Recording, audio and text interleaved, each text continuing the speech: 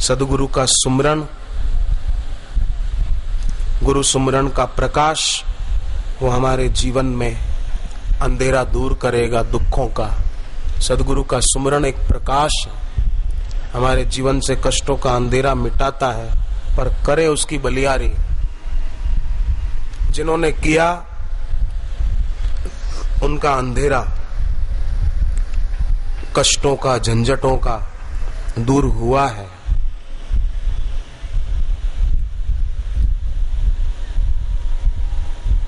उनके जीवन में समता आई है। मैं आपको एक बात बताऊं, तुलसीकृत रामायण में आती है, सोते सोते 2 आदमी उठा लिए गए थे नींद में। एक तो प्रताप भानु और एक लंका का सुषेण वैदराज। प्रताप भानु जंगल में शिकार के लिए गया था, साथियों से बिछड़ गया। घोड़े को दौड़ाते दौड़ाते जंगल में एक कपट मुनि बैठे थे, साधु का रूप लेकर थे प्रताप भानु के दुश्मन, पर जंगल में रहते रहते दाढ़ी बाल बढ़ गए थे, तो प्रताप भानु ने पहचाना नहीं, पर उसने पहचान लिया। प्रताप भानु ने कहा, मैं अजर अमर होना चाहता हूं। बोले ठीक है, हम एक आयोजन करेंगे, ब्राह्मणों को भंडारा करके राजी करेंगे, ब्राह्मण वरदान दे देंगे, बस तुम अजर अमर हो जाओगे। बोले ठीक है, मैं जाता हूं, तैयारी करता हूं। तो उस साधु वेशधारी प्रताप भानु के शत्रु ने कहा कि देखो अभी मत जाओ, रात हो गई है, यहां सो जाओ, सुबह जाना। बोले नहीं, मेरी पत्नी इंतजार कर रही होगी, नहीं जाऊंगा तो उसको चिंता होगी कहां चले गए रात को। तो बोले ठीक है, तुम यहां सो जाओ, हम तुमको अपनी शक्ति से सोते सोते ही महल में पहुंचा देते हैं। तो प्रताप भानु को हुआ कि ये तो बहुत बढ़िया बात है। वो तो लेट गया, आंखें बंद कर ली। आंख बंद की तो जंगल में कपट मुनि के पास था, और जब आंख खुली कुछ क्षणों में तो कालकेतु राक्षस की मायावी शक्ति के द्वारा वो जंगल से सीधा महल में पहुंचा दिया गया, रानी के पास बिस्तर पर। आंख बंद की तो जंगल में था, आंख खुली तो अपनी पत्नी के पास था बिस्तर पर। सुषेण वैदराज भी सोया था लंका में अपने भवन में, और हनुमान जी आए और उसको सोते सोते ही नींद में ही उठा लिया, भवन समेत लाकर राम जी के पास रख दिया। आंख बंद की थी तो लंका में था, और आंख खुली तो भगवान राम के सामने था। सोते सोते दोनों उठवा लिए गए थे, सुषेण वैद भी, प्रताप भानु राजा भी। पर एक की आंख खुलती है तो पत्नी के पास अपने को पाता है, और एक की आंख खुली तो सामने भगवान को पाया। क्योंकि प्रताप भानु कालकेतु राक्षस के द्वारा उठाया गया था, और सुषेण वैद हनुमान जी के द्वारा उठाए गए थे। तो हम किसके संपर्क में आ रहे हैं, हम किसके संग में उठते बैठते हैं, उधर ध्यान जरूर देना। अगर कोई कालकेतु जैसे व्यक्ति के संपर्क में ही आ रहे हैं तो फिर उठो मानव, आंख खोलो, सो चुके हो अब न सोना। और हनुमान जी जैसों के संपर्क में आ रहे हैं, जिन्होंने सुषेण वैद को राम जी के पास पहुंचाया, तब तो बहुत अच्छा है। किनके संपर्क में आ रहे हैं? आजकल कई युवक युवतियां बेचारे संग दोष को न जीतने के कारण उलझ जाते हैं। फिल्म नहीं देखते हो तो भी फिल्म देखने वालों के संग से वो देखने लग जाते हैं। कई लोग धार्मिक फिल्म देखने के नाम पर भी फिल्मों के शिकार हो जाते हैं। फिल्म भले धार्मिक ऊपर है तो फिल्म ही, तो क्यों उसको देखकर अपना समय और अपनी शक्ति बर्बाद करें। तो आज से पक्का कर लें कि कुछ भी हो जाए हम अपना समय नष्ट नहीं करेंगे, अपना समय व्यर्थ की गपशप में न गंवाकर उसको सार्थक करेंगे। जिह्वे सदैवम भज सुंदराणी, बोलना साथ में, पहले मैं बोलूंगा श्लोक का आधा चरण, फिर आप दोहराना।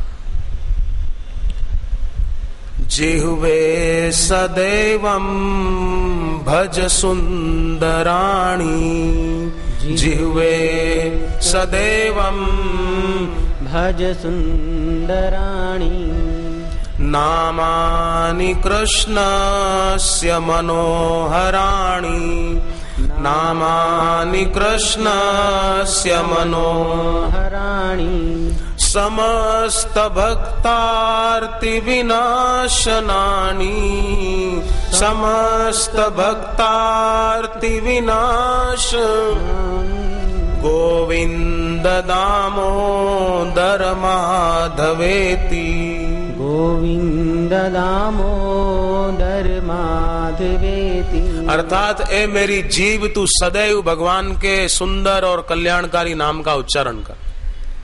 सौंदर्य का अर्थ बापू जी ने सुबह के सत्संग में बताया। जीवे सदैवम भज सुंदराणी नामानि कृष्णस्य मनोहराणी। मन के विकारों का संतापों का हरण करने वाले ईश्वर के नाम का तू उच्चारण कर। और वो कैसा है? समस्त भक्तार्ति विनाशनानि, भक्त की समस्त मुसीबतों को दूर करने वाला। त्वामेव याचे मम देहि जिह्वे त्वामेव याचे मम देहि जिह्वे। ए मेरी जीभ, तू मेरे को एक वरदान दे दे। मैं तेरे से मांगता हूं जीभ से। त्वामेव याचे मम देहि जिह्वे त्वामेव याचे मम देहि जिह्वे समागते दंड धरे कृतांते समागते दंड धरे कृतांते। अंत काल में जब यम के दूत मुझे लेने के लिए आए, तब ए मेरी जीभ, मैं तुझसे वरदान क्या मांगता हूं, मुझे ये वरदान दे दे। वक्तव्यमेवं मधुरं सुभक्त्या वक्तव्यमेवं मधुरं सुभक्त्या गोविंद दामोदर माधवेति गोविंद दामोदर माधवेति। मुझे वरदान दे दे, जब अंत समय यम के दूत आए तो तू वक्तव्यम एवं मधुरम सुभक्त्या, भगवान के मधुर और कल्याणकारी नाम का ही तू उच्चारण करना। अंत काल में लिया हुआ भगवान का नाम वो भक्तों को, जापकों को मुक्त करने का सामर्थ्य रखता है, ऊंची गति कराने का सामर्थ्य रखता है। तो गुरु के द्वारा वो काम सहजता में होता है।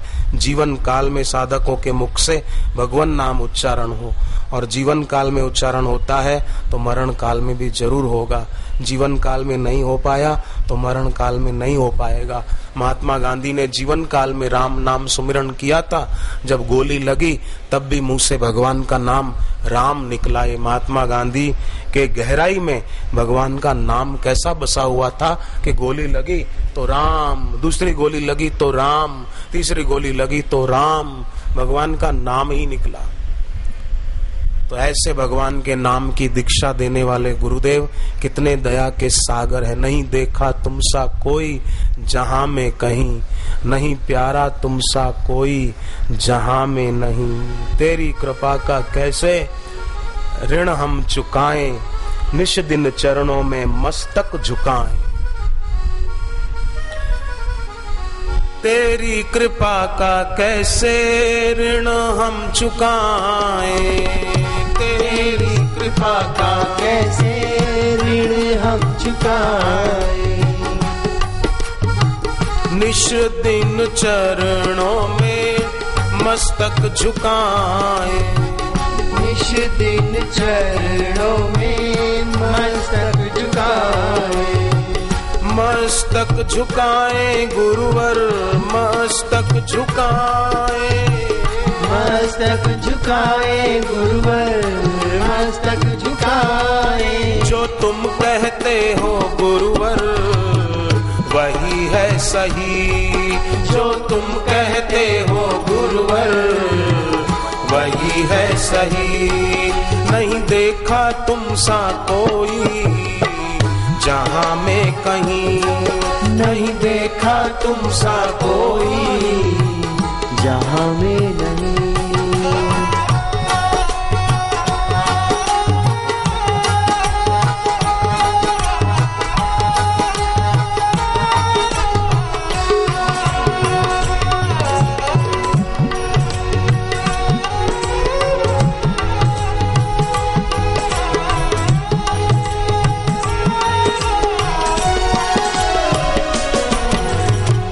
हृदय के मंदिर में तुमको बसाए, हृदय के मंदिर में तुमको बसाए। जब भी पुकारे तुमको पास ही पाए, जब भी पुकारे तुमको पास ही पाए। पास ही पाए गुरुवर, पास ही पाए, पास ही पाए गुरुवर, पास ही पाए। जीवन भर साथ निभाए बस हम यूं ही, जीवन भर साथ निभाए बस हम यूं ही। नहीं प्यारा तुम सा कोई जहां में नहीं, नहीं प्यारा तुम सा कोई जहाँ में नहीं।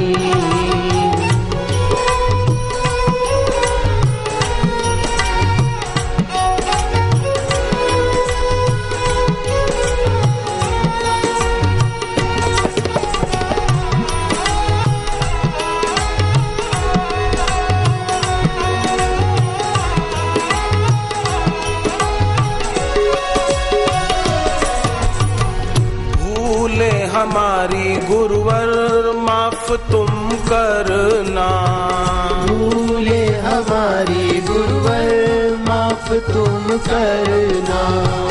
बालक समझ के हृदय साफ ये करना, बालक समझ के हृदय साफ ये करना। माफ तुम करना, माफ तुम करना, माफ तुम करना, माफ तुम करना।